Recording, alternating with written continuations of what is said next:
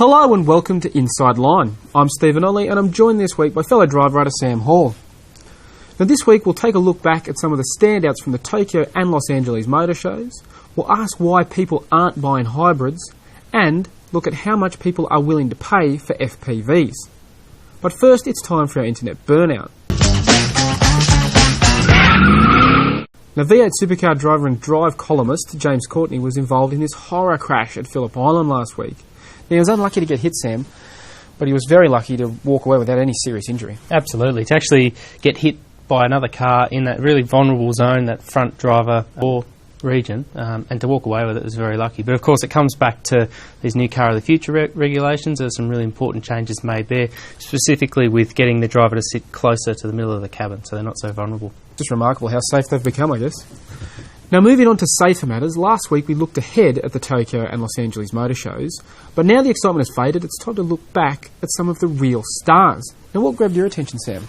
Well, I think the most relevant thing to Australian audiences was this Ford Edge concept that came out at LA. It's being touted as the successor to the Ford Territory, which is currently made here, but will be no longer available in 2016. So definitely some interest in that. Yeah, because now they're talking of actually carrying on the Territory name with this car. So it'll be interesting to see, I guess, how consumers take to the fact that the Territory name that we've seen as a locally made car, transfers to one of these Ford Global cars, but also, if it's really going to be suited to Australian conditions, because the Territory, really was, the right car at the right time for Ford Australia, wasn't it? It was, absolutely. I think Ford really was ahead of the curve when they brought this car out, but unfortunately the sales just haven't been, high enough to keep it going.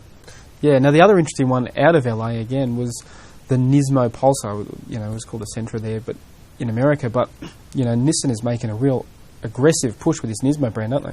They are. We saw the Nismo Pulsar, as you mentioned, and the Nismo GTR. I think probably the Pulsar is the more relevant car, given, there's not many people that go out and fork out however much a Nismo GTR is worth. But the interesting thing will be whether Nissan Australia actually brings the Nismo brand out. They've talked about it a lot, but we haven't had confirmation either way, so he's hoping.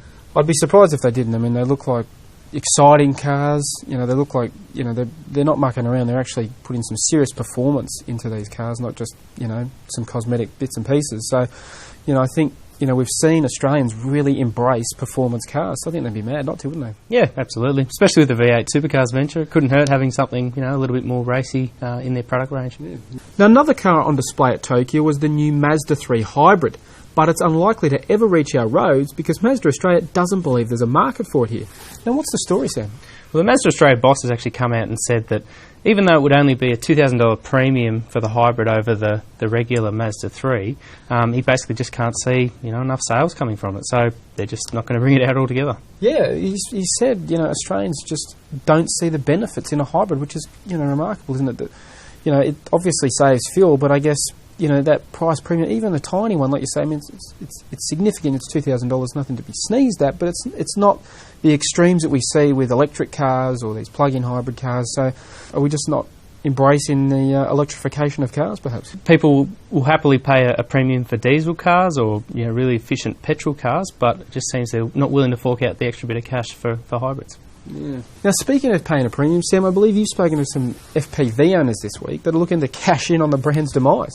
Yeah, well, if you remember a couple of weeks ago, Ford came out and said that they're going to axe the FPV brand mid-next year when they bring out the updated Falcon.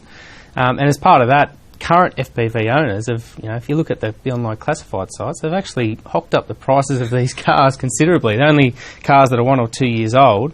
And you're seeing examples there, there's a couple there for over $100,000, cars that were about $75,000 brand new. Yeah, which is remarkable because, Ford's getting rid of FPV because obviously they can't sell enough cars and they think, people are going to pay a premium. Yeah, well, I think the attitude is from a lot of these people that I've spoken to is that, well, I'll just put it up, and if someone really wants it, and these are particularly like limited edition or anniversary models, not any run-of-the-mill FPV, but even so, it's not as if it's a Phase 3 GTHO from the 70s. These cars are only built 1 or 2 years ago, and guys are selling them or marking up the prices by 50% on their their initial purchase price. So it's pretty crazy. Well, it sounds like these guys may be jumping the gun by a decade or two. Well, that's it for this edition of Inside Line. But before we go, a quick reminder that later this week we'll be revealing our annual Drive Car of the Year award winners. So be sure to check back on Friday to see who's won. And for all your other motoring news, reviews and videos, stay tuned to drive.com.au. Thanks for watching.